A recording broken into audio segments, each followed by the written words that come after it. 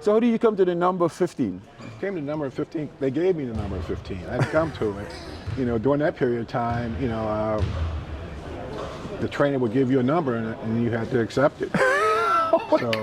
So 15 was my number, and I actually kept it all the way through my time with the Warriors. And then when I moved on to got traded to the Chicago Bulls, they had number 5, and then with Sonics, I had number 12. But and in college, I had number 32. So all those names, all those numbers have changed. But my favorite number is 15. Yeah, tell me more about why you like 15. 15 because I like 15 because it's just a number that really felt comfortable with. I never felt comfortable with 5. I didn't like 5, and I didn't like 12. But 15 was just a magical number for me. So I love that. Yeah. But the interesting thing, I think, playing with the Warriors, they all had nicknames. What was your nickname? My nickname was Grasshopper. And if you look back in the history of Grasshopper, there was a TV show on TV called Kung Fu. Oh yeah, I remember Kung Fu. So Butch Beard named me Hopper, Grasshopper. Like they always say. And from that point on, no one ever called me Charles Dudley. They all called me Hopper. And now it's like, Hopper, go in there, and so we all had, like Phil Smith would be Fillmore, he was from Fillmore District. But when we went to training camp in Hawaii, his name changed from Hawaii Phil, because he bought all the Hawaiian shirts. So therefore they would call him Hawaiian Phil. So talk about this project that you have going and how what is special to you. Yeah, well, it's very special to me, and it's very special to the families, for the people who have lost, their significant others. And started this project over 2 years ago, and it started with I coached David Kelly, and with the story and Raymond Wither. And so it started from there. And actually, during that period of time, I was writing a book on the 1975 Golden State Warriors championship year. So it evolved from the book to the documentary. And so I've interviewed over 26 people for the documentary. It's amazing. And including Steve Kerr, Joe Lacob, with the Warriors. What do you think is important to kind of capture these moments so that they can live on? Why is it important to do this? History. History is important. I think if you forget your history, I think you're losing a lot of what the organization is all about. Because the Warriors organization has a great legacy, and all those players have contributed to this legacy. And that's one of the reasons why I did the documentary too, because I didn't want our championship to be lost in history. And so I made every effort to get it done, because there's so many players that have contributed to this history. I mean, if you look up on the wall right here as we are today, and we brought the first NBA championship to the Bay Area, and we were the first team to win a championship. And looking at NBA history, we won 4-0 in the finals, and we became the third team in NBA history to do that. That's great Warrior history. Yeah. That is great Warrior. And then even today, there's only 9 who has done that in the finals in the history of the NBA. And so, I mean, Rick is great player, but there were also other great players on the team that contributed. Maybe they didn't contribute with the numbers, but they contributed to win the championship. Indeed. So, and you have a guy like Clifford Ray who can analyze every position, the guard's position, the forward position, the center position. And though he was a center, he could sit down and describe what you need to do for all those positions and the importance of it. Very rarely for a center to be able to do that. To this day. Yeah, man. So when you look at where the team is now, obviously, I was born in 75. I know Cliff very well. Really taught me a lot of things.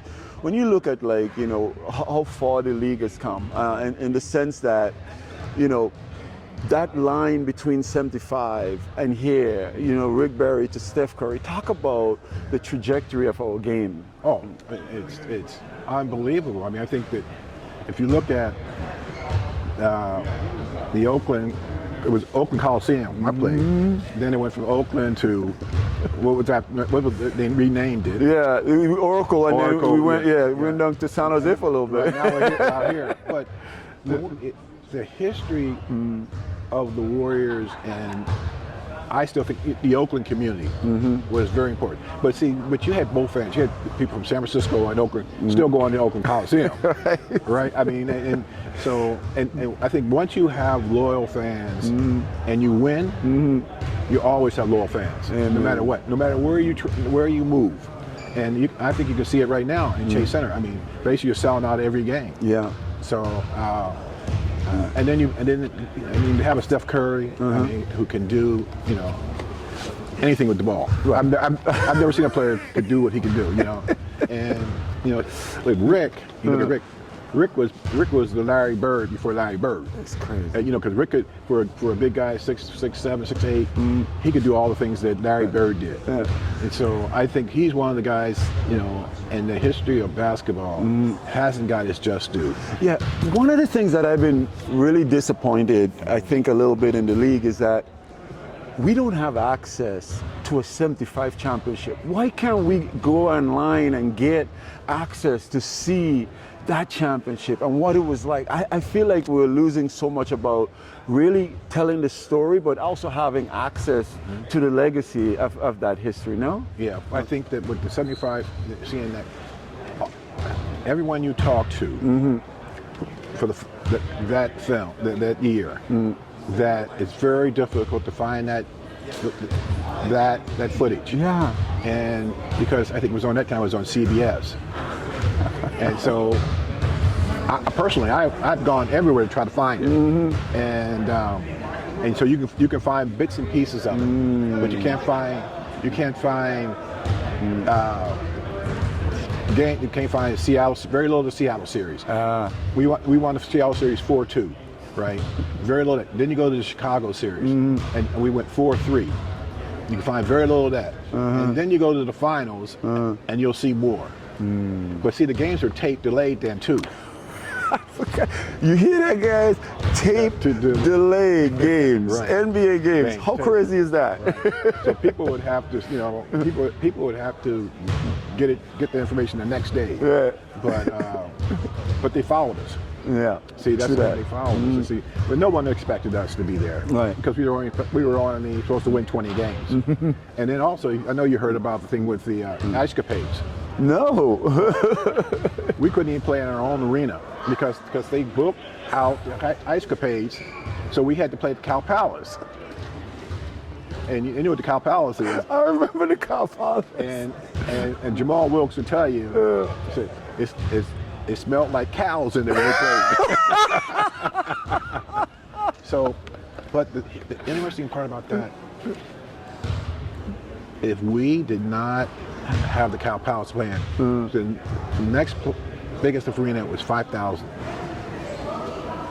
So Cow Palace is about 13,000. Yeah. But we would have been, I think it's the Civic Center. We would have been playing, that's like 5,000. Oh my goodness. And that's because they booked it out. So they thought more about the ice capades than the Warriors did that period of time. Man, that is incredible. That wouldn't happen this day and age. That would not happen this day and age. I thought that wouldn't happen today. Yeah. To now. Until now, right? With the West End.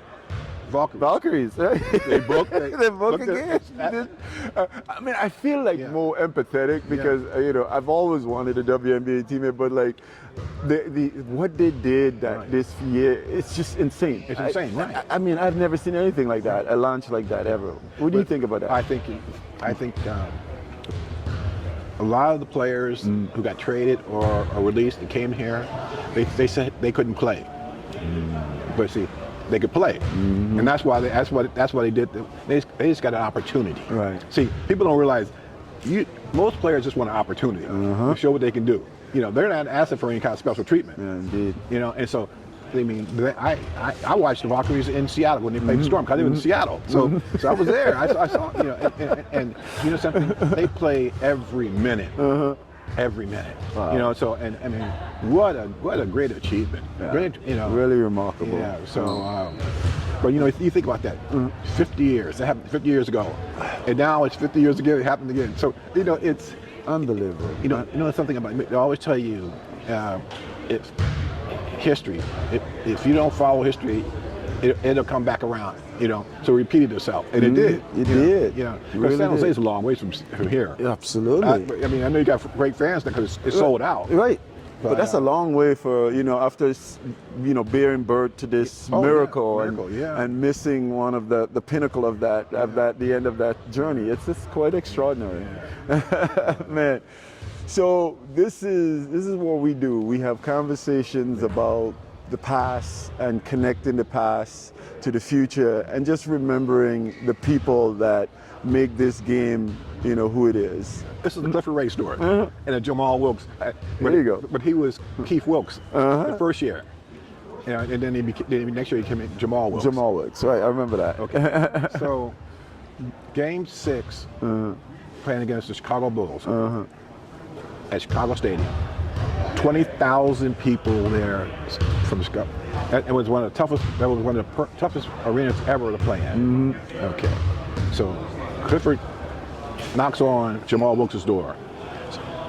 I want you to get your mind straight. He said, let's go to the bathroom. Jamal Wilkes said, why are we going to the bathroom? And Clifford said, because when people go to the bathroom, they're real quiet. So I'll get your full attention. And Jamal tells that story, you know. And Rick got in foul trouble that game. And Jamal took over, you know. But that's a story. See those little things, you know. I mean, Right. They call it the Mother's Day Massacre. Us beating the Chicago Bulls. That's amazing. So from that point on, you know, Chicago is like the best defensive team half court. But we were like the fastest team full court. Oh yeah. So they could not match our speed. Or what Al's did by playing 10 guys on a regular basis. See, he was the first coach in NBA history to play 10 guys on a regular basis. That was all. That was Al. Oh my God. So Al set the tone. See, Al set the tone, and see, we played all year. He played us all year. So they'll always tell you, you can beat the Warriors' first 5, but you can't beat their second 5, because the best strength of numbers was born there. You know, That's you see it amazing. now, but that's where it was born. So last thing. Okay. Tell me a joke. Any joke. A kid's joke, adult joke, any joke. You know something? I never told jokes as a kid ever in Really? college. Never told a joke. You All know right, something? Because I know I wasn't good at it. All right, tell me an African American, alive or dead, that has importance that people should know about, that has helped change this country. First one would be Obama. Talk more about that. Yeah, first one would be Obama. And I wish more people nationwide had an opportunity to meet Al Attles,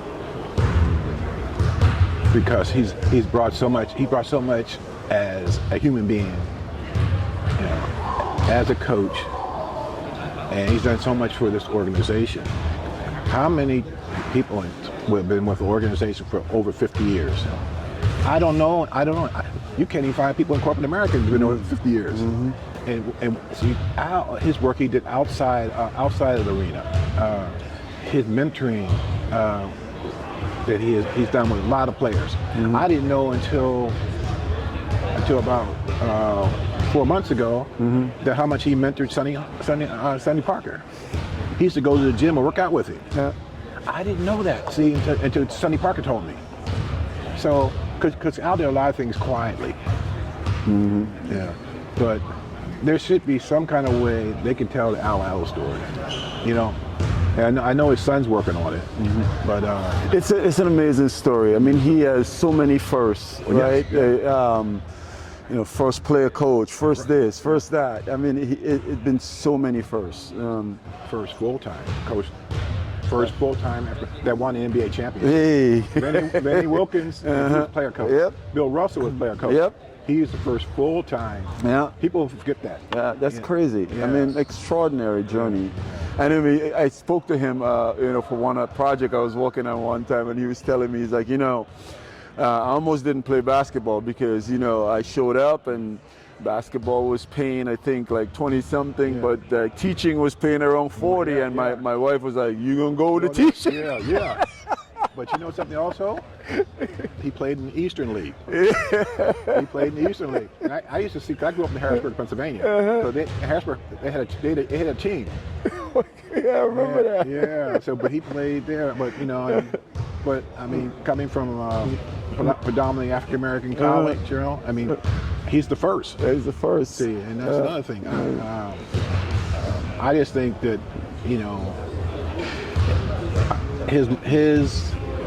he shouldn't be forgotten. That's what I'm saying. And if it's any way the NBA or the Warriors organizations could make sure that